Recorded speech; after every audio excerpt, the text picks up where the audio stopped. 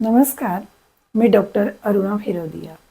आज आपण लिंबाविषयी माहिती घेणार आहोत। भारतीय अन्नामध्ये रोजच्या वापरातच लिंबू हे आंबट चवीचं फळ आहे। आंबट चवीमुळे पदार्थाला स्वाद येतो। लिंबाचे कागदी लिंबू आणि ईडलिंबू असे दोन प्रकार आहेत। लिंबामध्ये खूप पौष्टिक तत्व आहेत। क जीवनसत्व भरपूर प्रमाणामध्ये, fibre, antioxidant, calcium, phosphorus, magnesium, potassium इत्यादी खनिजे असतात। त्वचेच्या विकारांमध्ये लिंबाचा उपयोग होतो। तसेच प्रतिकारक क्षमता वाढवण्यासाठी लिंबाचा उपयोग होतो, कारण त्याच्यामध्ये क जीवनसत्व भरपूर प्रमाणात असते। आपण घेतलेल्या आहारातील लोहाचे शोषण होण्यासाठी क जीवनसत्वाचा उपयोग होतो, म्हणून ॲनिमियामध्ये देखील लिंबू खावे। लिंबामुळे रक्तदाब कमी होण्यास मदत होतो।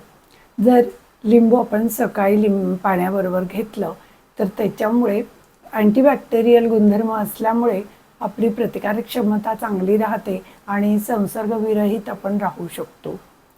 लिंबातील क जीवनसत्वामुळे प्रतिकारक क्षमता खूप वाढते आणि त्याच्यामुळे क जीवनसत्वामुळे त्वचेच्या विकारांमध्ये सुद्धा खूप फायदा होतो। जर लिंबू पाणी, कोमट पाणी आणि मध असं जर आपण अनुशापोटी घेतलं तर वजन कमी होण्यासाठी सुद्धा त्याचा उपयोग होतो। पोटदुखी असेल तर आल्याचा आणि लिंबाचा रस साखर घालून घ्यावा। पोट फुगणे, पोट दुखणे, ढेकर येणे, अपचन अशा विकारांमध्ये लिंबू आडवं चिरून त्याच्यावरती सुंठ किंवा सैंधव मीठ घालावे आणि ते वारंवार चोखावे। सर्दी आणि खोकला याच्यामध्ये देखील लिंबाचा उपयोग होतो। लिंबाच्या त्वचेच्या विकारामध्ये खूप उपयोग होतो। जर डोक्यामध्ये खवडे किंवा नायटे झाले असतील तर त्या ठिकाणी लिंबाचा रस यावा, किंवा शरीराला जर खूप खाज येत असेल तर लिंबाचा रस खोबरेल तेलामध्ये घालून सर्वांगाला लावायचं आणि नंतर गरम पाण्याने अंग धुवून घ्यायचं। शॅम्पू केल्यानंतर देखील एक मगभर पाण्यामध्ये थोडं लिंबू पिळून त्याने केस धुतले तर केस चमकदार आणि मऊशार होतात। लिंबाच्यापासून सरबत किंवा लिंबाचे लोणचे बनवले जाते।